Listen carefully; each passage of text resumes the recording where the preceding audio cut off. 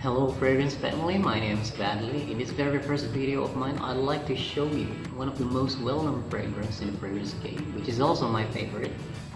And that is none other than the ever-popular Dior Homme. So, what is this fragrance really is? So, AC from Smells Good channel, so shout out to AC, ever said that DHI really smells like when you are being hugged by a beautiful girl who wears minimal makeup.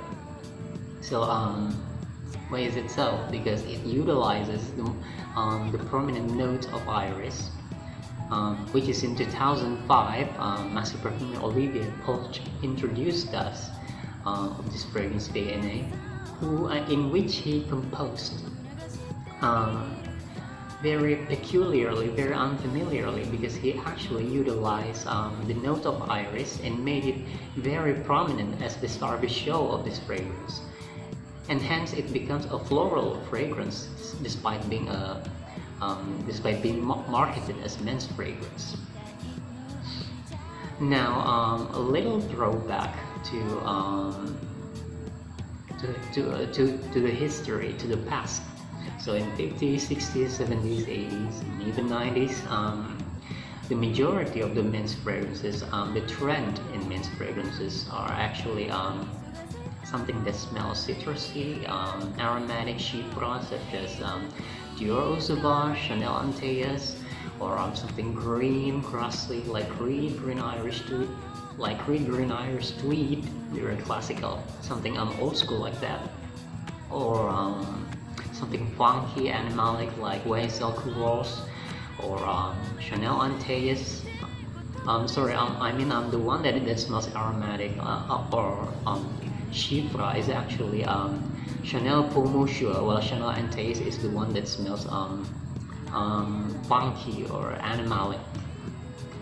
And then or even something barbershop-ish slash fougere like Azara Pro, even something that smells like petroleum, like gasoline, like Dior Fahrenheit, or in the 90s when we were introduced to aquatic scents by master perfumer Alberto Morias, things like Aqua di Gio that started the trend.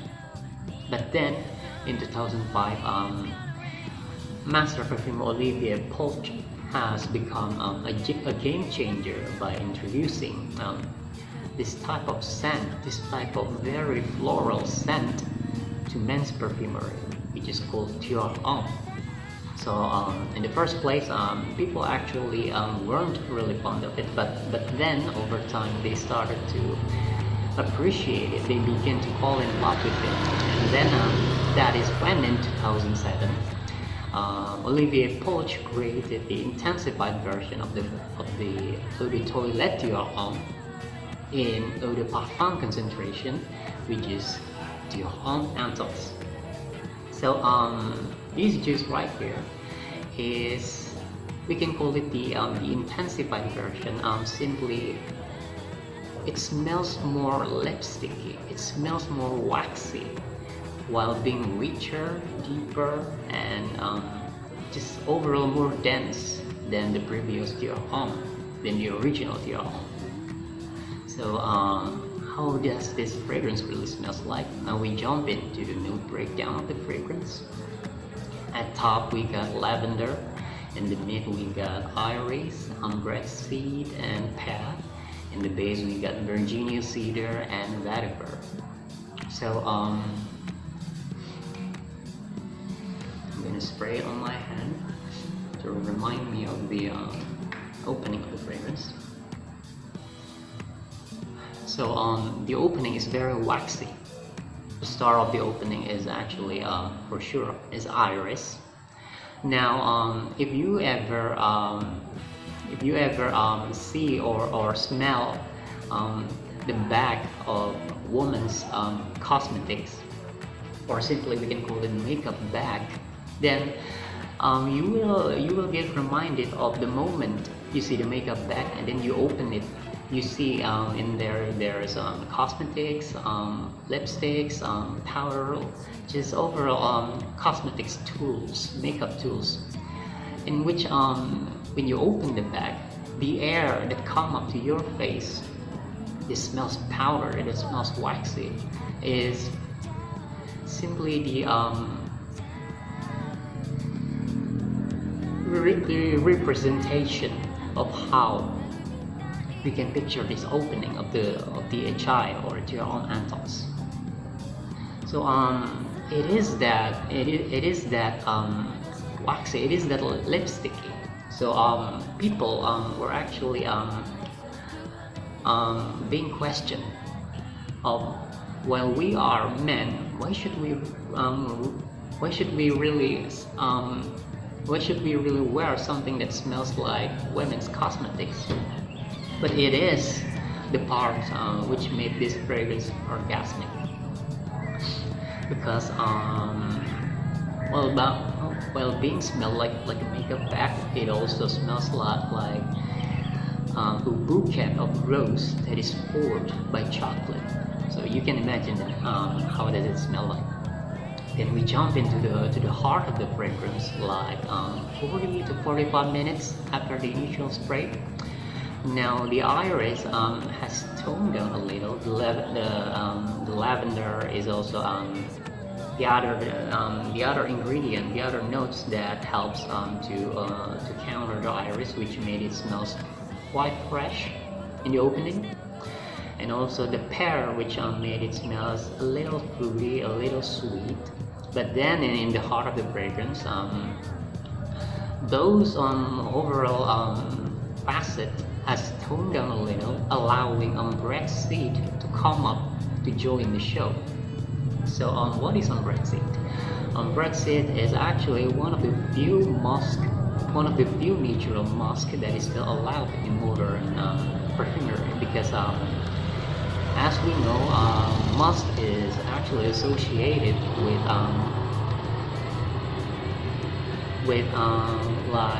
like for example, the most popular note is civet or deer musk, which is simply animals being extracted, and then we get an oil essence from the animal itself. So due to animal abuse, those methods of extracting the animals to get the musk is being restricted, is no longer allowed, but we can still get the musk from bread, which is actually the vegetal version of musk itself. So that is actually the clever strategy of Dior, because as they utilize this bread, they come up with something that smells high quality, and it doesn't smell synthetic at all. The musk here is really something you can come up as natural smelling, because musk or to be specific, bread seed or muskmallow actually smells like it might represent the smell of a freshly baked bread. So the fun fact is, recent study has shown that what is the most similar, the closest smell to human skin, and that is actually bread. So that is why the bread, which actually smells like bread, has made the heart of your own anthons to be to smells quite human. It just smells quite human because it smells like a human skin. It blends naturally with our skin, to the fact that it may come up a second skin instead of a fragrance. So that is just the pro point in the heart of the fragrance itself. Now we come up to the dry down. I'm talking about the late dry down, like 5 or 6 hours after the initial spray. Now the fragrance has really toned down so much And now the star of the show is no longer Iris. The Iris is still there. The umbrella is still there. But now the things that appear as prominently now are the Virginia cedar and vetiver. So Virginia cedar made it smells woody, and the vetiver made it smell earthy. So it is classified as a woody floral musk itself, and you know the reason why. So the woody come up from the Virginia cedar. So the musk may come up from the umbrella, and the floral may come up from the iris. But it is also leaning gourmand. So what is gourmand? So gourmand is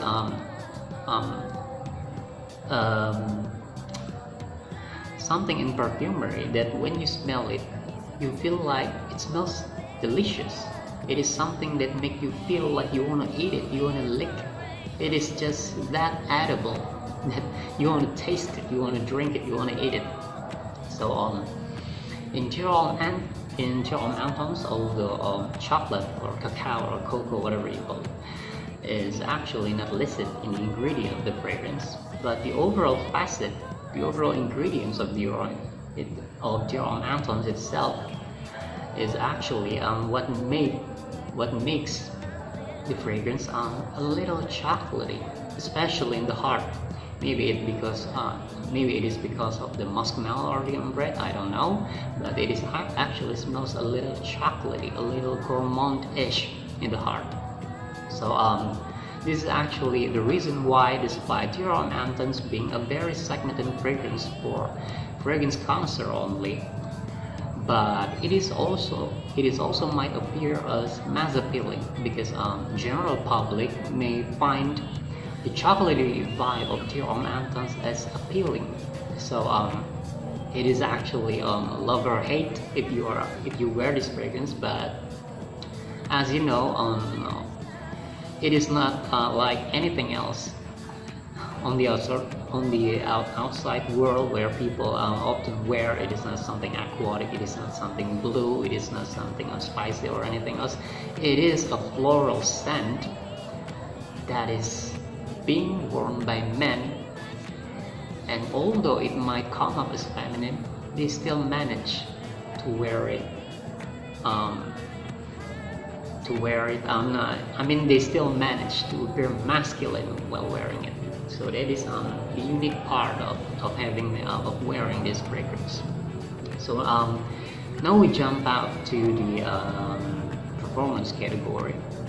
So in the projection of Dior Antons is actually what it should really is. Because it is not a loud projector, it is not a room filler. It doesn't project like Beasley.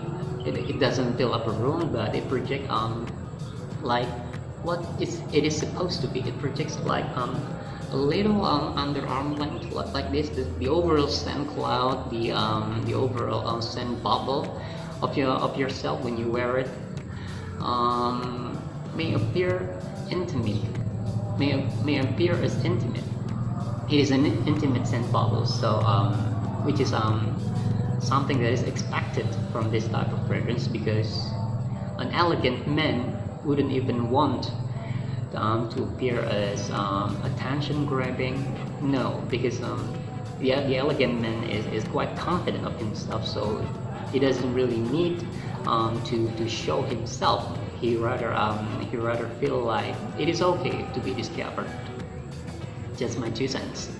So this so-called intimate projection may last for about 1 hour to 1.5 hours of the life of the fragrance, but then after 2 hours it started to sit closer to the skin. So bear in mind that after 2 hours it may be skin scent and it is no longer projecting. But now the pro factor of this fragrance is actually the longevity, because although it doesn't really project that much, because it is an eau de parfum concentration after all, it actually lasts us very long. I get a minimum of 8 hours on my skin, and sometimes it even surpasses the 10 hours mark. We're talking about 12 hours, 14 hours. So in longevity, it is actually quite abysmal.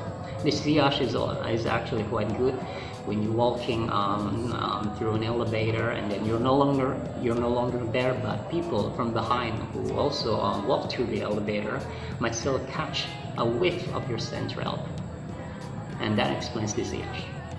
So in summary, oh no. You're actually going to talk about the reformulations first. So this juice right here is actually being reformulated for at least 3 times, because despite being originally composed in 2007, so Olivier Polch actually moved to Chanel, replacing his father Jacques Polch as the new in-house perfumer of Chanel, and that is why in 2011 François Demechy then came to Dior as the new in-house perfumer of Dior, and that is why it is then reformulated for the first time in 2011. It is then also being reformulated in 2014 and 2017, which is also the same formula used in today's Dior Homme Intime. So what is the difference? The difference is actually doesn't really deal that much. It actually just becomes more lighter, more airy, more wearable, and more versatile, and hence why it is actually quite friendly for people who wanted to wear it in the in tropical countries, because it isn't that dark anymore, but it still smells the same. It smells the same. It is 95% or 90% still the Dior Homme Intime the fragrance community love. So how and when to wear it? So when do you wear it? Because it is a dark scent overall, so you may only you may only want to wear it in the evening or under cold temperature, because wearing something like this in high heat might come up as cloying. So bear in mind to wear it only in the evening or under cold temperature. So how do you wear it? It is an upscale scent after all, so you have to wear it with formally. Either wear something either wear an overall black like this, or even pull out some shooting tie to complement the elegant, the high scale, the upscale persona of the fragrance itself. Because you don't want to smell formally while being appear as casually, right? So it is actually why this fragrance is perfect for date night situation, because it smells romantic, it smells sensual, and also perfect for formal occasion, because it is an upscale fragrance after all. So in summary, Dior Homme Intime it is smooth and refined. It is sensual, elegant, and sophisticated, and that is why I'll give this an overall final verdict. Excuse me, of 9.5 out of 10. So that's gonna do it for now. Thank you for watching this video to the end. Sorry if I talk too much. Stay safe out there, and see you again in the next video. Bye bye.